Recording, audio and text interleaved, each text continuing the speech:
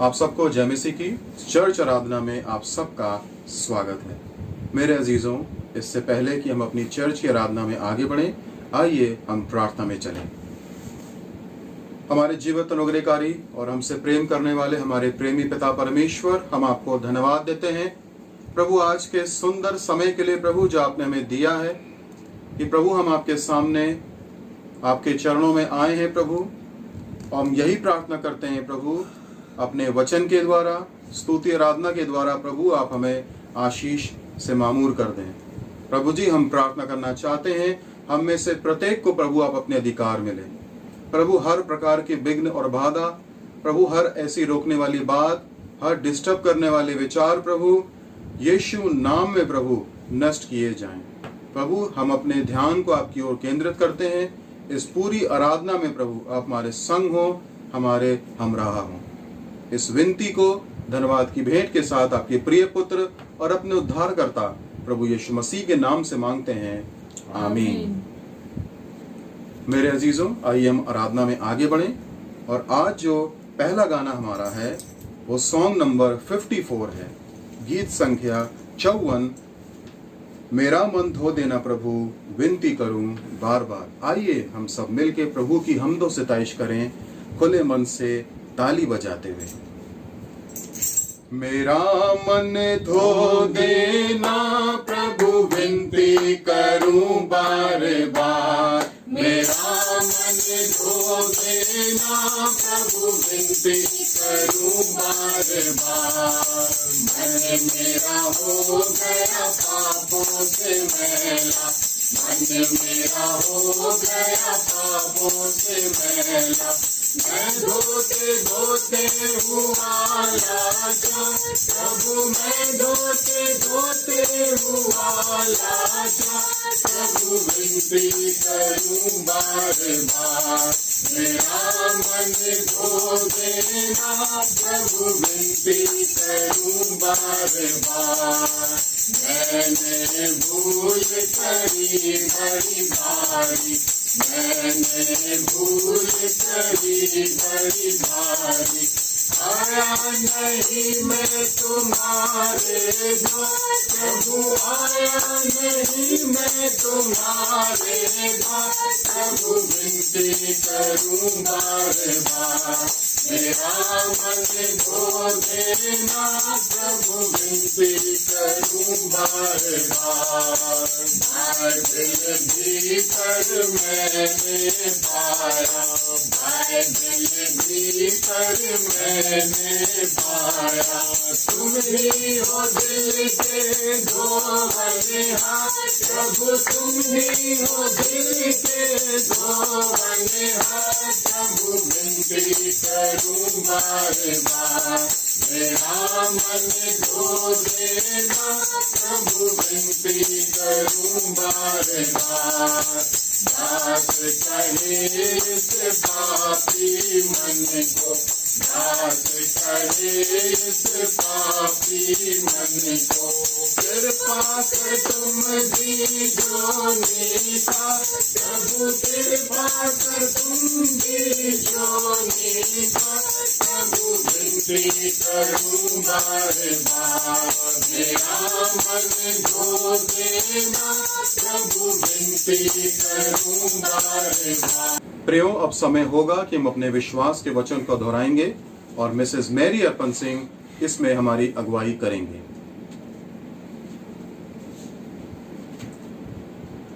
मैं इत्तिकाद रखता हूँ खुदा कादिर ए मुतल्लक बाप पर, जिसने आसमान और जमीन को पैदा किया, और उसके इकलौते बेटे हमारे खुदावंद यीशु मसीह पर कि वो रूह कुदुस से मुजस्सिम होकर कुंवारी मरियम से पैदा हुआ, पेंतुस पिलातुस की हुकूमत में दुख उठाया, सलीब पर खींचा गया, मर गया और दफन हुआ। तीसरे दिन मुर्दों में से जी उठा, आसमान पर चढ़ गया और खुदा बाप कादिर ए मुतल्लक के दाहिने हाथ बैठा है, जहां से वो जिंदों और मुर्दों का इंसाफ करने को आएगा। मैं इत्तिकाद रखता हूँ रूल कुदुस पर, पाक कलीसियाए आम पर, मुकद्दसों की रिफाकत, गुनाहों की मुआफी, जिस्म के जी उठने और हमेशा की जिंदगी पर। आमीन। अजीजों, इससे पहले कि हम अपनी प्रेज एंड वर्शिप में आगे बढ़ें, मैं आप सब के लिए भजन संहिता 100 पढ़ना चाहता हूं। आप सब अपनी बाइबल में इस भजन को मेरे साथ देखें। भजन संहिता 100। हे सारी पृथ्वी के लोगों, यहोवा का जय जयकार करो, आनंद से यहोवा की आराधना करो, जय जयकार के साथ उसके सम्मुख आओ।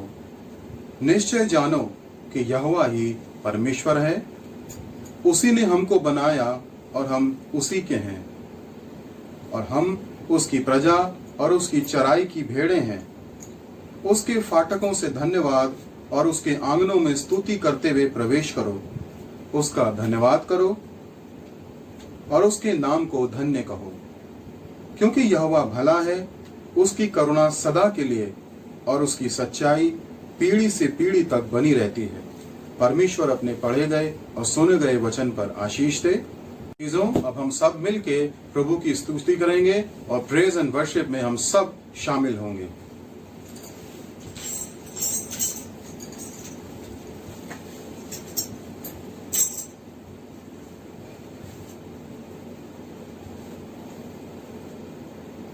सॉन्ग नंबर 63, तेरा प्यार है महान, तेरा प्यार है महान, छोटी गीत की किताब से।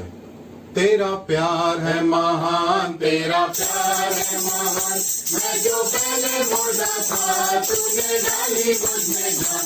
तेरा प्यार है महान, तेरा प्यार है महान, मैं जो पहले मुर्दा था तूने डाली मुझ में जान। क्यों ना बोलूं फिर मैं तेरी जय जयकार, क्यों ना बोलूं फिर मैं तेरी जय जयकार, जय जयकार, जय जयकार। तूने मेरे लिए क्या कुछ न किया, जय जयकार, जय जयकार। तूने मेरे लिए क्या कुछ न किया।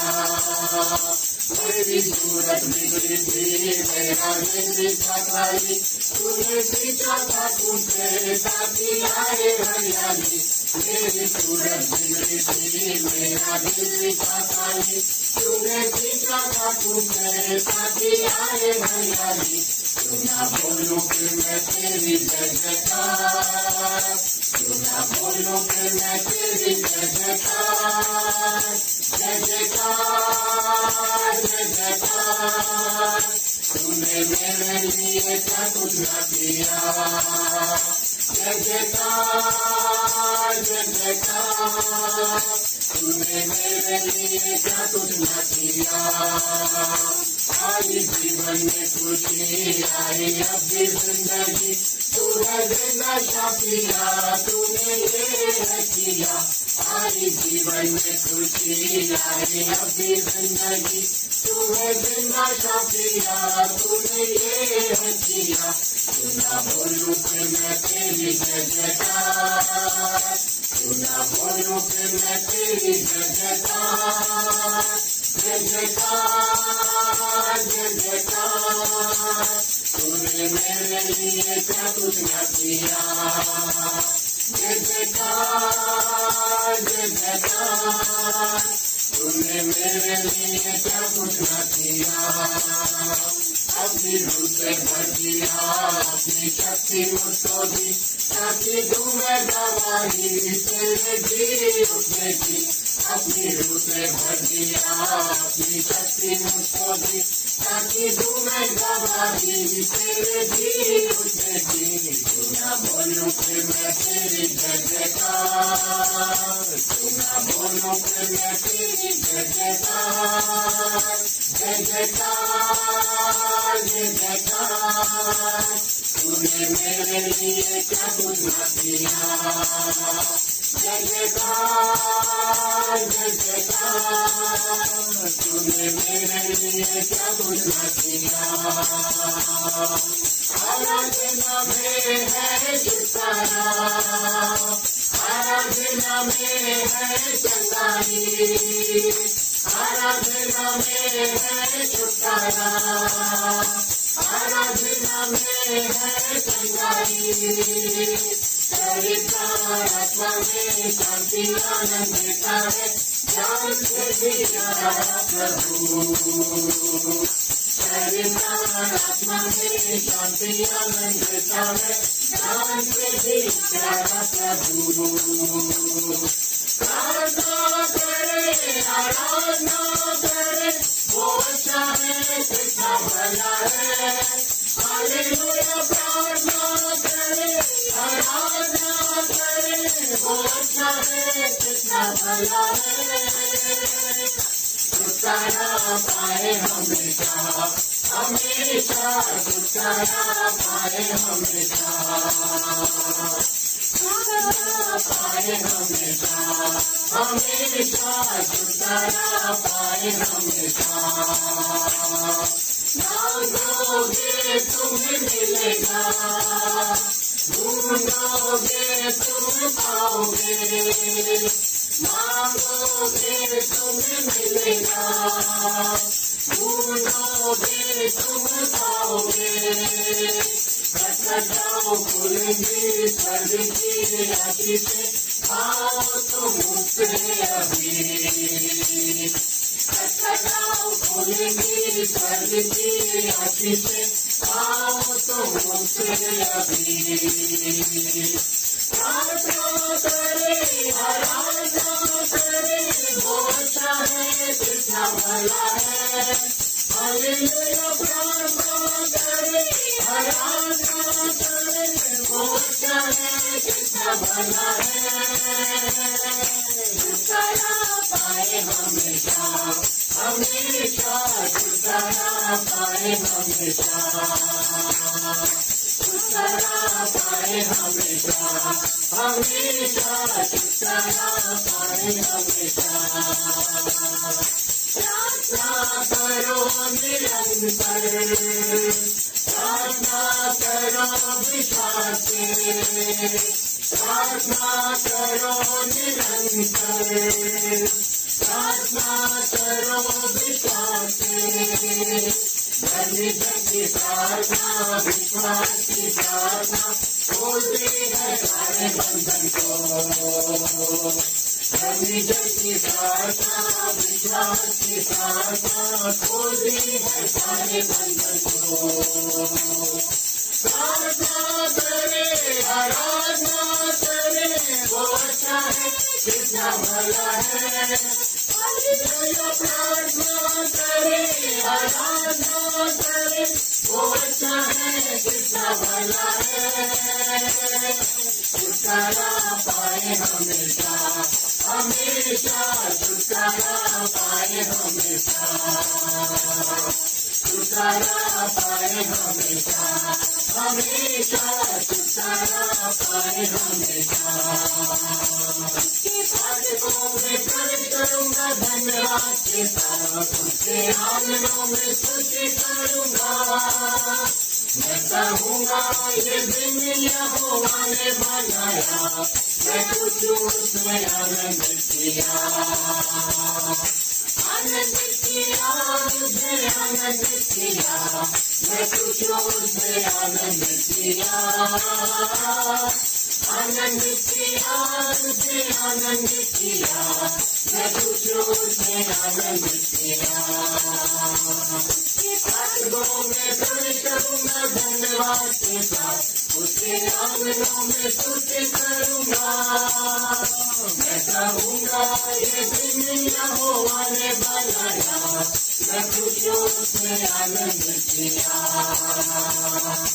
आनंद किया, मुझे आनंद किया, मैं खुश उसमें आनंद किया,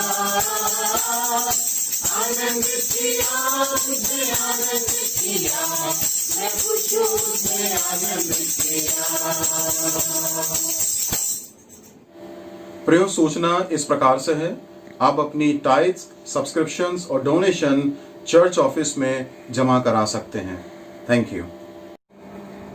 अजीजों, अब समय है कि हम अपने आज के वचन के पाठ को पढ़ेंगे और स्वर्णिमा सिंह इसमें हमारी अगुवाई करेंगे।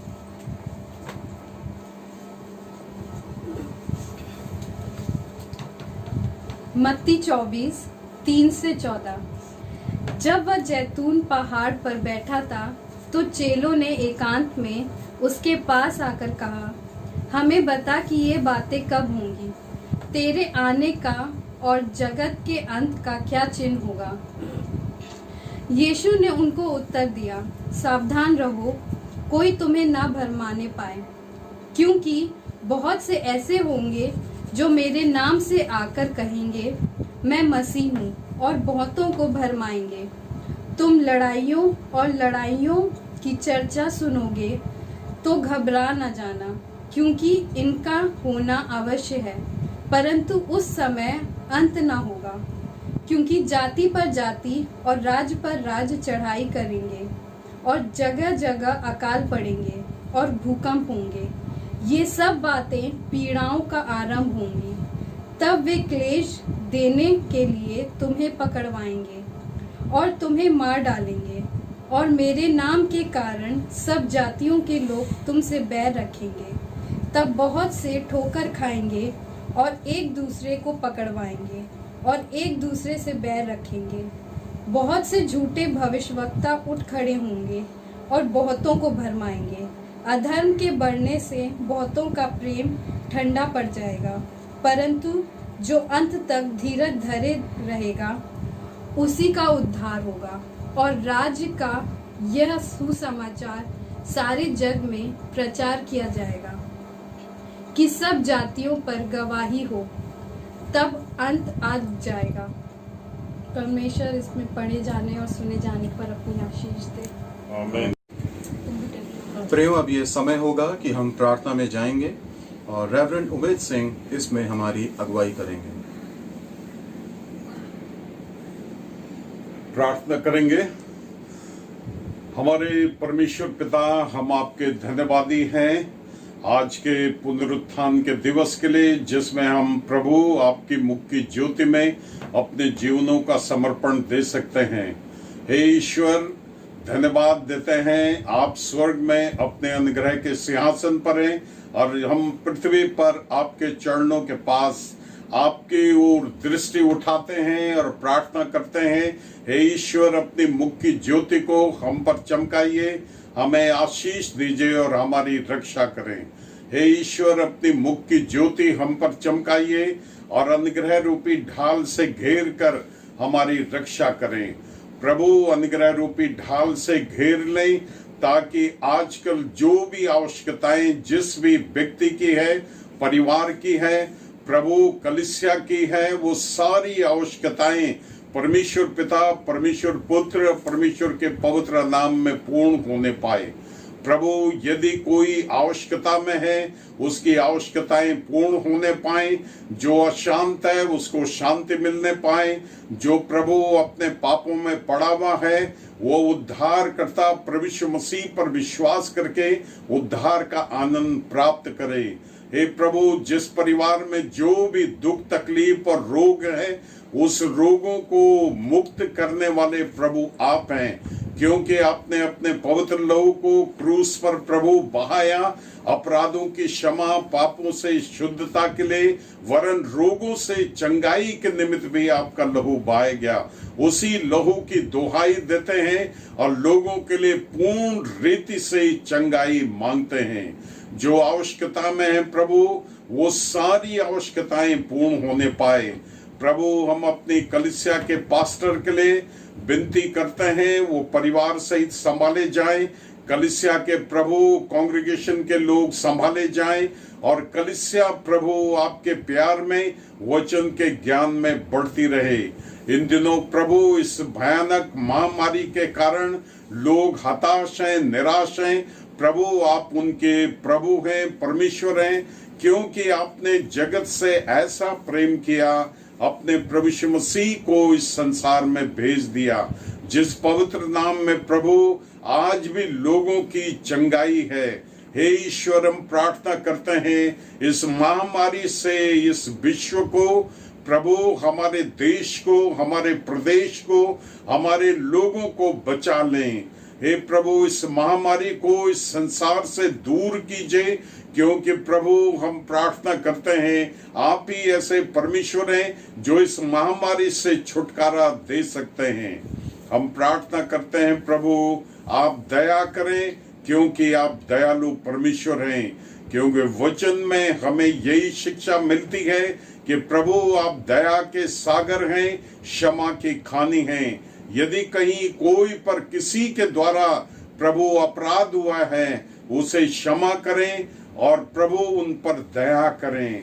हम अपनी कलीसिया को आपके हाथ में सौंप देते हैं। जिसकी जो भी आवश्यकता है वो सब प्रभु यीशु मसीह के नाम में पूर्ण होने पाए। हमारी कलीसिया के पास्टर को और पास्टर के कांग्रेगेशन को आशीष दें। प्रभु यीशु मसीह के नाम में प्रार्थना मांगते हैं पिता, सुन ग्रहण करें, आमीन। हमारे बाप, तू जो आसमान पर है, तेरा नाम पाक माना जाए, तेरी बादशाहत आए, तेरी मर्जी जैसे आसमान पर पूरी होती है जमीन पर भी हो। हमारी दिन भर की रोटी हमें बख्श दे, जिस प्रकार हम अपने को माफ करते हैं, तू भी कसूर हमें माफ कर। हमें परीक्षा में ला, बल्कि बुराई से बचा, क्योंकि बादशाहत, कुदरत और जलाल हमेशा तेरी है, आमीन।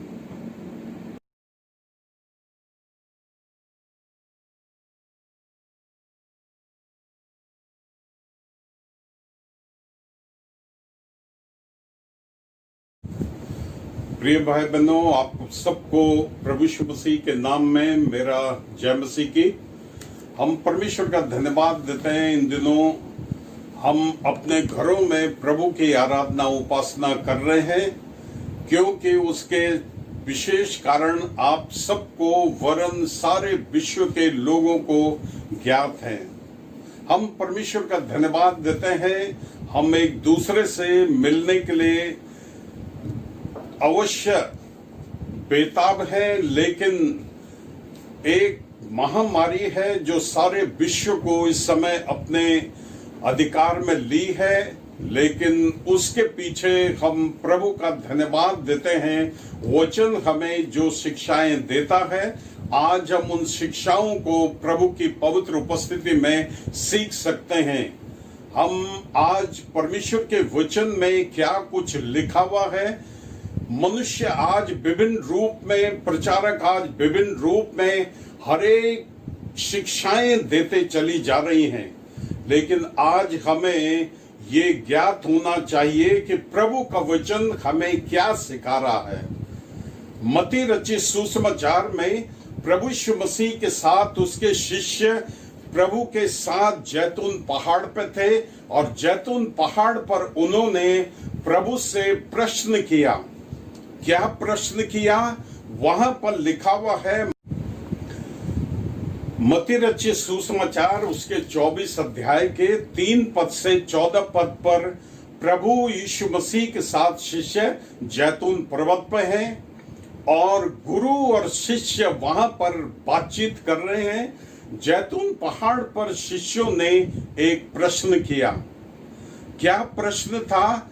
कि प्रभु जब आप चले जाएंगे तो अंतिम दिनों की क्या निशानियां होंगी, वो तो हमको बताते चले जाइए। प्रभु यीशु मसीह ने उन्हें अंतिम दिनों की सारी निशानियां उनको बता दी, सारे चिन्ह उन पर प्रकट कर दिए। जब आप प्रभु के वचन को देखते हैं तो वहां पर कुछ पद हमें शिक्षा देते हैं। उन पदों में जाने से पहले मैं आपके साथ एक छोटी सी प्रार्थना करना मांगता हूं। हमारे प्रभु, हमारे परमेश्वर, हम आपका धन्यवाद करते हैं आपके वचन के लिए, जो अंतिम दिनों के चिन्हों को हमारे सामने रखता है। इनको पढ़ने में, समझने में और इसके अनुसार प्रभु सावधान रहने में और तैयार रहने में हमारी सहायता करें। यीशु नाम में प्रार्थना मांगते हैं, सुन ग्रहण करें, आमीन। यहाँ पर पहला चिन्ह जो प्रभु यीशु मसीह हमें देते हैं वो है 5 अध्याय। 5 अध्याय में क्या लिखा हुआ है मैं आपके सामने पढ़ता हूं। यहाँ पर लिखा हुआ है, क्योंकि बहुत से ऐसे लोग होंगे जो मेरे नाम से आकर कहेंगे मैं मसीह हूं और बहुतों को भरमा देंगे। यहाँ पर सावधान रहने की आवश्यकता है क्योंकि बहुत से लोग कहेंगे कि मैं मसीही हूं। आज हम वर्तमान में देखते हैं, अपनी कलीसियाओं में लोगों को देखते हैं, संस्थाओं में लोगों को देखते हैं, तो आज हमें बड़ा ताज्जुब होता है कि इतनी कलीसियाओं की वृद्धि होती चली जा रही है, इतनी संस्थाएं होती चली जा रही हैं, और सब कहते हैं यीशु मसीह मेरे पास है, यीशु मसीह मेरे पास है। हम आपको यीशु मसीह के बारे में बताते चले जाएंगे, लेकिन प्रभु का वचन हमें क्या कहता है? ऐसे लोगों से सावधान रहना। परमेश्वर के वचन में हमें बड़ी बड़ी शिक्षाएं हमें दे दी गई हैं। कुछ लोग कहते हैं मसीह मेरे पास है, हमारे यहाँ मसीह है, हमारे यहाँ आइए। दूसरे लोग कहते हैं हमारे यहाँ चंगाइयां दी जाती है, चंगाई लेने के लिए हमारे पास आइए। और आज वर्तमान में आप जानते हैं कितनी चंगाई की सभाएं होती चली जा रही हैं। कुछ लोग अपने टेलीविजन के द्वारा चंगाई की सभाएं चलाते हैं। कुछ गांव-गांव में, बड़े बड़े शहरों में बड़े पांडालों को लगाकर ये चंगाई की सभाएं कर रहे हैं। लेकिन कलीसिया के लोगों को सावधान रहना चाहिए कि प्रभु का वचन हमें क्या सिखाता है। प्रभु ने इन लोगों से हमें सावधान किया है। ऐसे लोग जो मसीही कहते हैं अपने आप को, ऐसे लोग जो चंगाई के लिए आपको अपने पास बुलाते हैं, उनके लिए प्रभु का वचन क्या कहता है। और प्रभु का वचन मत्ती के 7 अध्याय के जब आप पढ़ते हैं 22 और 23 पद में, तो वहां पर आप सुनिए क्या लिखा हुआ है। मत्ती 7 अध्याय के 22 और 23 पद को आप स्वयं अपनी बाइबल में खोलिए और उसको पढ़िए, जिसको मैं भी आपके सामने पढ़ना चाहता हूं। सुने। उस दिन बहुत से लोग मुझसे कहेंगे, हे प्रभु, क्या हमने तेरे नाम से भविष्यवाणी नहीं की और तेरे नाम से दुष्ट आत्माओं को नहीं निकाला और तेरे नाम से बहुत से आश्चर्य कर्म नहीं किए? तब मैं उनसे खुलकर कह दूंगा, मैंने तुमको कभी नहीं जाना। हे कुकर्म करने वालों, मेरे पास से चले जाओ। यहाँ पर स्पष्ट रूप में लिखा हुआ है, बहुत से लोग आएंगे, बहुत से लोग कहेंगे कि हे प्रभु, हम पर दया कर, क्या मैंने तेरे नाम से बड़े बड़े काम नहीं किए? तेरे नाम से बहुत से आश्चर्य कर्म नहीं करे? तेरे नाम से बड़ी बड़ी प्रार्थनाएं नहीं करी? लेकिन यीशु मसीह का उत्तर क्या होगा? हे कुकर्म करने वालों। उनको पहली बात प्रभु जो कहता है वो कुकर्मी कहता है। दूसरी बात उनको क्या कहता है? मुझसे और मेरे साम्राज्य से दूर चले जाओ। इसलिए मेरे प्रिय भाई बहनों, हम आज वर्तमान में अपनी कलीसिया के अगुवे का हम प्रभु का धन्यवाद देते हैं, जो हमें प्रभु की महिमा के लिए प्रति सप्ताह, प्रति रविवार को, प्रति महीने, प्रति वर्ष वो प्रभु के प्यार में और अनुग्रह में वचन की शिक्षा में बढ़ाता है। दूसरा चिन्ह जो प्रकट किया गया है उसके लिए भी हम सावधान रहें। लूका के सुसमाचार उसके 21 अध्याय के 11 और 12 पद में प्रभु का वचन हमें क्या शिक्षा देता है, आप स्वयं बाइबल में खोलकर उसको पढ़िए और उसको हम भी आपके सामने पढ़ना चाहते हैं। लूका 21, 11 और 12 पद। और बड़े बड़े भूकंप होंगे और जगह जगह अकाल और महामारियां पड़ेंगी और आकाश से भयंकर बातें और बड़े बड़े चिन्ह प्रकट होंगे। परंतु इन सब बातों से पहले वे मेरे नाम के कारण तुम्हें पकड़ेंगे और सताएंगे और पंचायतों में सौंपेंगे और बंदी गृह में डलवाएंगे और राजाओं और हाकिमों के सामने ले जाएंगे। यहाँ पर प्रभु का वचन हमें फिर सावधान करता है। प्रकृति के बारे में क्या कहता है? जगह जगह भूकंप होंगे। मनुष्यों के बीच में क्या है? महामारियां पड़ेंगी।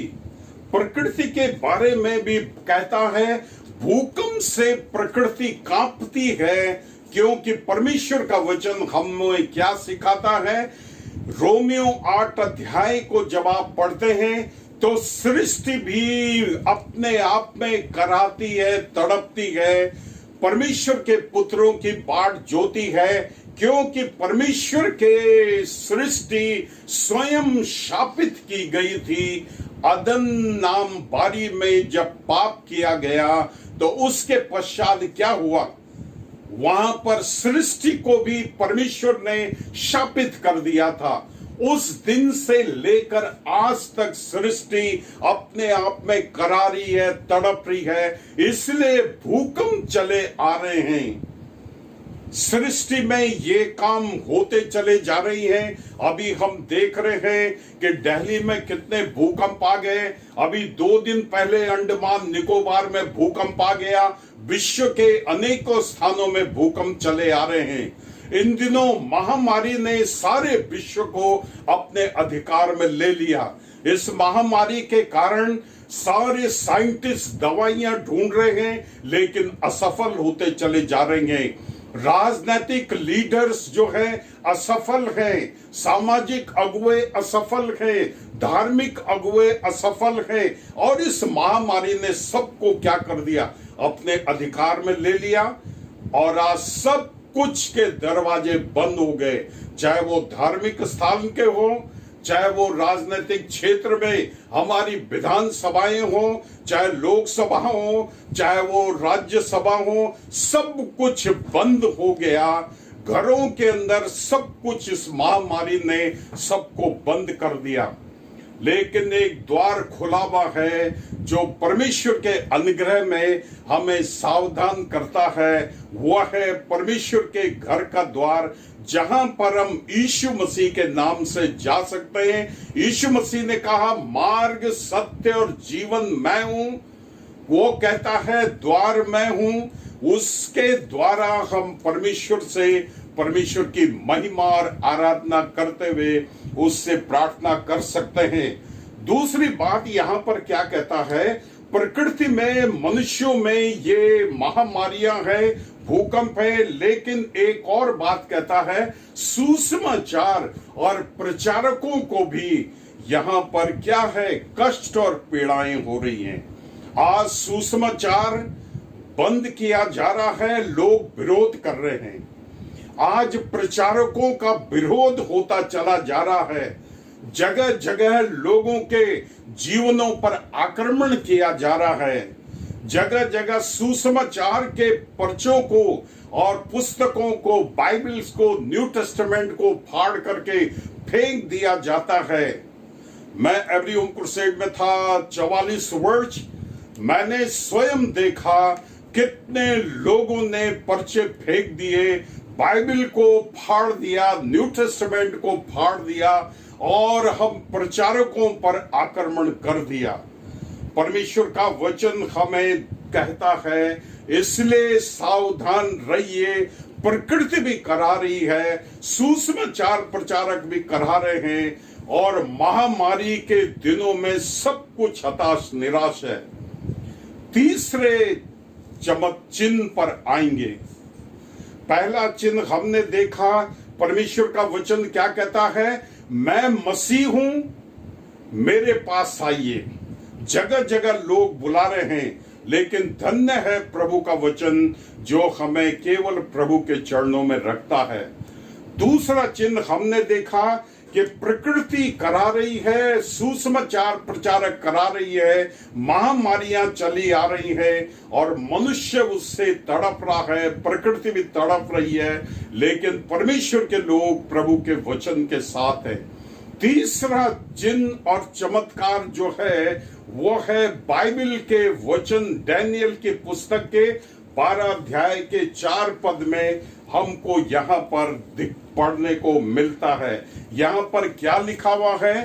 डैनियल के 12 अध्याय के 4 पद में आप स्वयं इसको पढ़िए, हम भी आपके लिए पढ़ देते हैं।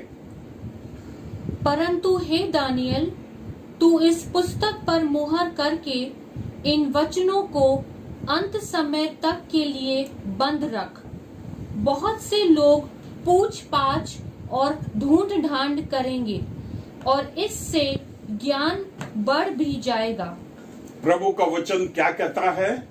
अंतिम दिनों में ज्ञान बहुत बढ़ जाएगा। परमेश्वर का वचन आज पूरे विश्व में जरूर फैल रहा है।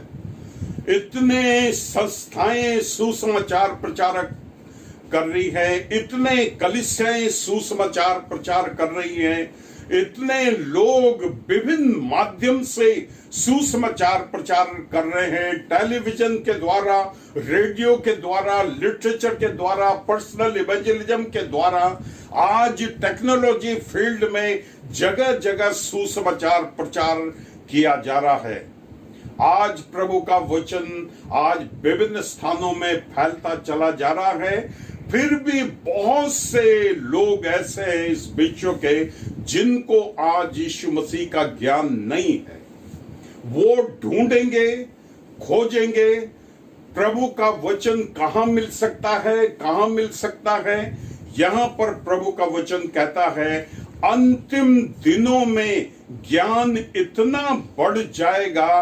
डैनियल को कहता है पुस्तक को बंद कर दे, लेकिन पुस्तक को खोलने के लिए बारे में कहां लिखा हुआ है?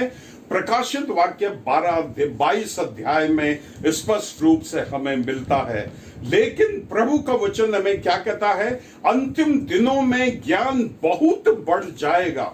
मनुष्य सचमुच में आज बड़ा ज्ञानी हो गया है। हर क्षेत्र में लोग ज्ञान में आगे बढ़ते चले जा रहे हैं। लेकिन परमेश्वर का वचन हमें क्या सिखाता है? बाइबल हमें क्या सिखा रही है? हमारे आत्मा में जीवित परमेश्वर का जीवित वचन है। दूसरा कुरिन्थी उसके पहले अध्याय के 19 और 20 पद को पढ़िए और वहां पर देखिए प्रभु का वचन क्या कहता है। पहला कुरिन्थी पहला अध्याय के 19 और 20 पद में देखें और आप स्वयं इसे पढ़ें। हम भी आपके लिए यह पढ़ देते हैं, सुनिए। क्योंकि लिखा है, मैं ज्ञानवानों के ज्ञान को नष्ट करूंगा और समझदारों की समझ को तुच्छ कर दूंगा। कहाँ रहा ज्ञानवान? कहाँ रहा शास्त्री? कहाँ रहा इस संसार का विवादी? क्या परमेश्वर ने संसार के ज्ञान को मूर्खता नहीं ठहराया? यहाँ पर प्रभु का वचन क्या कहता है? एक और तो संसार में ज्ञान बढ़ता चला जा रहा है, संसार का ज्ञान और आत्मिक ज्ञान। लिखा है यहाँ पर कहाँ रहा ज्ञानवान, कहाँ रहा शास्त्री, कहाँ इस संसार का विवादी? परमेश्वर का वचन कहता है मैं ज्ञानवानों के ज्ञान को नष्ट कर दूंगा, समझदारों की समझ को तुच्छ कर दूंगा। ये परमेश्वर के वचन की बातें हैं जो परमेश्वर का भक्त पौलुस कुरिन्थ की मंडली के लिए लिखता है। यहाँ पर जितना ज्ञान आज वर्तमान में डैनियल की पुस्तक के आधार पर हम पढ़ते हैं कि बढ़ता जा रहा है, लेकिन जब हम पौलुस के पास आते हैं और कुरिन्थियों को सिखाते हुए पौलुस कहता है मैं ज्ञानवानों के ज्ञान को नष्ट कर दूंगा, समझदारों की समझ को तुच्छ कर दूंगा, सब कुछ नष्ट हो जाएगा। लेकिन केवल एक ज्ञान है जो परमेश्वर के वचन में हमें मिलता है, और वो ज्ञान क्या है? आत्मिक ज्ञान, जो 21 पद में लिखा हुआ है। पहला कुरिन्थी 1 अध्याय के 21 पद को यहाँ पर सुनिए, परमेश्वर का वचन क्या कहता है। क्योंकि जब परमेश्वर के ज्ञान के अनुसार संसार ने ज्ञान से परमेश्वर को ना जाना, तो परमेश्वर को ये अच्छा लगा कि इस प्रचार की मूर्खता के द्वारा विश्वास करने वालों को उद्धार दे। यहाँ पर प्रभु के वचन की शिक्षा यह है कि जब इस ज्ञान के द्वारा लोगों ने ईश्वर को नहीं जाना, तो परमेश्वर का वचन कहता है इस प्रचार के द्वारा, कौन से प्रचार के द्वारा, कि परमेश्वर ने जगत से प्रेम किया, अपने पुत्र प्रभु यीशु मसीह को जगत में भेज दिया, और जिसने मनुष्य के उद्धार के लिए और उनके पापों को अपने ऊपर क्रूस पर मारा गया, वो गाड़ा गया, तीसरे दिन मृतकों में से जीवित हो गया, वो आज भी जीवित और जयवंत परमेश्वर है। यही हमारा प्रचार का विषय है। इसी को हम प्रचार करते हैं और इसी को हम प्रचार करते चले जाएंगे। कब तक? जब तक प्रभु द्वितीय आगमन में न आ जाए। और वो ज्ञान हमारे लिए क्या बन गया?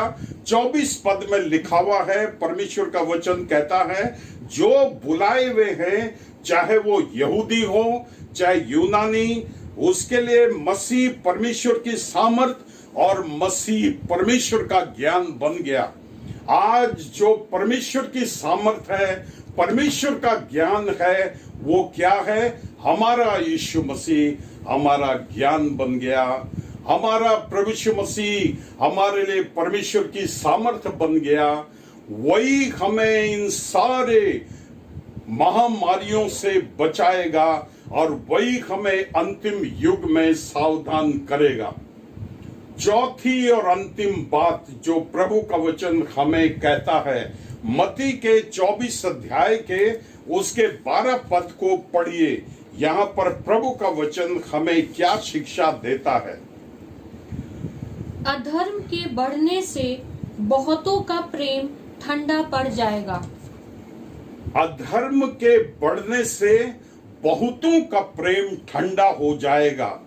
लेकिन ये अधर्म में कितने लोग लिपटे हुए हैं, इसके लिए पौलुस तीमुथियुस को पत्र लिखते हुए कहता है, 3 अध्याय के 1 पद से 5 पद तक पूरी सूची दी हुई है कि अंतिम दिनों में अधर्म, मनुष्य कैसे अधर्म में पड़ेगा।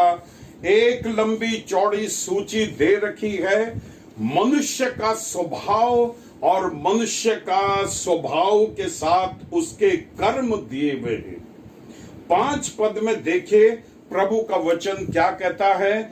2 तिमुथी 3 अध्याय के 1 से 5 पद से पढ़िए और 5 पद को विशेष रूप में पढ़िए। वहां पर प्रभु का वचन क्या लिखा हुआ है? वे भक्ति का भेष तो धरेंगे पर उसकी शक्ति को ना मानेंगे, ऐसों से परे रहना। यहाँ पर प्रभु का वचन क्या कहता है? एक लंबी चौड़ी सूची दे रखी है। वहां पर जो स्वार्थी होंगे, डींग मार होंगे, वहां पर जितने भी लोगों की सूची दे रखी है, उन सब के लिए एक बात लिखी हुई है, वो भक्ति का वेश तो धरेंगे लेकिन परमेश्वर की शक्ति को नहीं मानेंगे, परमेश्वर की सामर्थ में नहीं रहेंगे। जैसे हमने देख लिया, मसीह क्या बन गया? परमेश्वर की सामर्थ हमारे लिए बन गया। मसीह परमेश्वर का ज्ञान हमारे लिए बन गया। लेकिन ये लोग क्या है? वे भक्ति तो उसकी करेंगे लेकिन उसकी शक्ति को और सामर्थ को नहीं मानेंगे। इसलिए परमेश्वर का वचन हमें एक सुझाव भी देता है। इस 5 पद में वो क्या कहता है? ऐसों से दूर रहना, इनके साथ कोई संगति न करना, इनके साथ किसी काम में सम्मिलित मत होना। हे मेरे प्रिय भाई बहनों, प्रभु का वचन हमें यही शिक्षा देता है। हम परमेश्वर के वचन के आधार पर अपने आप को सावधान रखें। यहाँ पर हमने 4 बातें देख ली और चारों बातों में हमने 4 चिन्ह दिख दिए अंतिम युग के, कि बहुत से लोग प्रकट होंगे जो कहेंगे मसीह यहाँ है, मसीह वहां है, और झूठे मसीह खड़े हो जाएंगे और वो आपके लिए बड़े बड़े चिन्ह और चमत्कार दिखाएंगे और उनका परिणाम क्या होगा, जो हमने मत्ती के 7 अध्याय के 22-23 पद में पढ़ दिया। अंतिम न्याय के दिन में परमेश्वर उन्हें क्या कहेगा, दूर हो जाओ हे कुकर्म करने वालों। दूसरा चिन्ह देखा लूका 21 के 11 और 12 पद में, प्रकृति में भूकंप होंगे, महामारियां पड़ेंगी, प्रचारकों के बीच में, कलीसिया के बीच में क्या होगा, प्रचारक का विरोध, सुसमाचार का विरोध किया जाएगा। तीसरा चिन्ह देखा, अंतिम दिनों में ज्ञान इतना बढ़ जाएगा। आज सचमुच में टेक्नोलॉजी फील्ड में देखे ज्ञान इतना बढ़ता चला जा रहा है, लेकिन संसार का ज्ञान परमेश्वर के सामने मूर्खता है। ज्ञानवानों के ज्ञान को उसने तुच्छ कर दिया। चौथा और अंतिम चिन्ह देखा, अंतिम दिनों में ज्ञान बहुत बढ़ जाएगा, और अंतिम दिनों में ज्ञान इतना बढ़ जाएगा कि अधर्म के बढ़ने से बहुतों का प्रेम ठंडा हो जाएगा।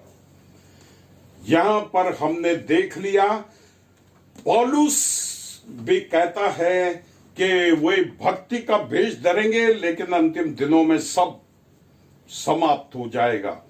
अंत में एक सुझाव मैं आपको देना चाहता हूं, जो 2 कुरिन्थी 10 अध्याय के 4 पद में लिखा हुआ है। 2 कुरिन्थी 10 अध्याय के 4 पद को आप स्वयं पढ़े, हम भी आपके लिए पढ़ देते हैं। क्योंकि हमारी लड़ाई के हथियार शारीरिक नहीं, पर गढ़ों को ढा देने के लिए परमेश्वर के द्वारा सामर्थी है। हमारे हथियार शारीरिक नहीं है।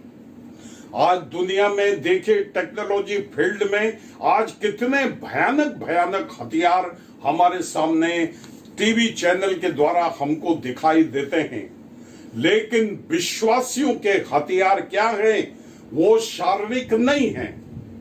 हमारे हथियार क्या है, परमेश्वर का वचन कहता है, जो शैतान के गढ़ों को ढा देते हैं, दुष्ट लोगों के गढ़ों को ढा देते हैं, बीमारियों के गढ़ों को ढा देते हैं, अधर्म के गढ़ों को ढा देते हैं, और वो क्या है, प्रार्थना।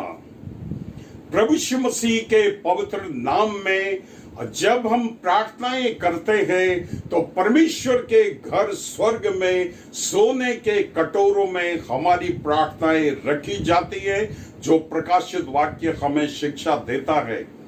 एक उदाहरण है बाइबल का, जो हमें पहला राजा 19 अध्याय में मिलता है। हिजकिया का सामने सैनरीब, जो बाबुल का सेनापति था, उसने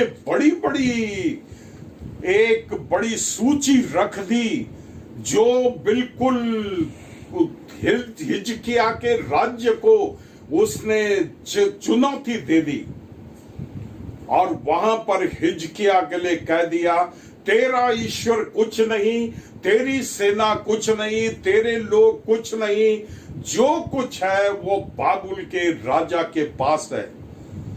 हिजकिया ने क्या करा, यशायाह के साथ मिलकर प्रभु के भवन में गया, उस पत्री को प्रभु के भवन में बिछा दिया और प्रार्थना किया, हे स्वर्ग के जीवित परमेश्वर, इस पत्र को देख, उसकी धमकियों को देख, और क्या कर, हमारी सहायता कर।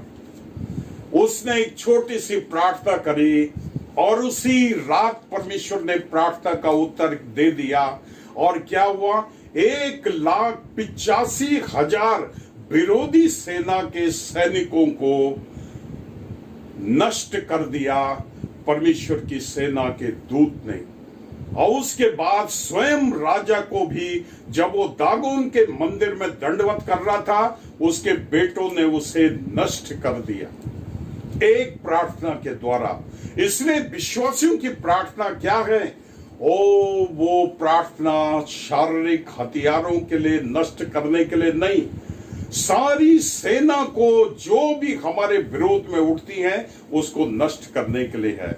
इसलिए हम प्रार्थनाएं करें, प्रभु के वचन से लिपटे रहें, और अंतिम दिनों के लिए तैयार रहे।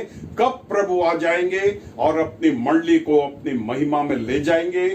प्रभु आपको आशीष देवे। हम सदा प्रभु की महिमा में प्रभु के साथ रहने पाए। May God bless you all. प्रार्थना करेंगे। हमारे प्रभु, आपके वचन के लिए हम आपका धन्यवाद करते हैं और इस वचन पर आपकी आशीष मांगते हैं। यीशु नाम में प्रार्थना मांगते हैं, सुन ग्रहण करें, आमीन। अजीजों, अब ये समय है कि हम इस सभा की अंतिम प्रार्थना में जाएंगे। आइए प्रार्थना में शामिल हों। हमारे जीवित अनुग्रहकारी और हमसे प्रेम करने वाले पिता परमेश्वर, हम आपको धन्यवाद देते हैं। प्रभु, आपने अभी तक हमारी सहायता करी है। प्रभु, हम धन्यवाद देना चाहते हैं कि आपके दिवस में प्रभु हम आपकी हम्दो सिताइश कर सके और प्रभु आपके वचन को हम सीख सके। प्रभु, हम धन्यवाद देते हैं, आपने अपने वचन के द्वारा हमसे बातचीत की। प्रभु, आपकी स्तुति हो।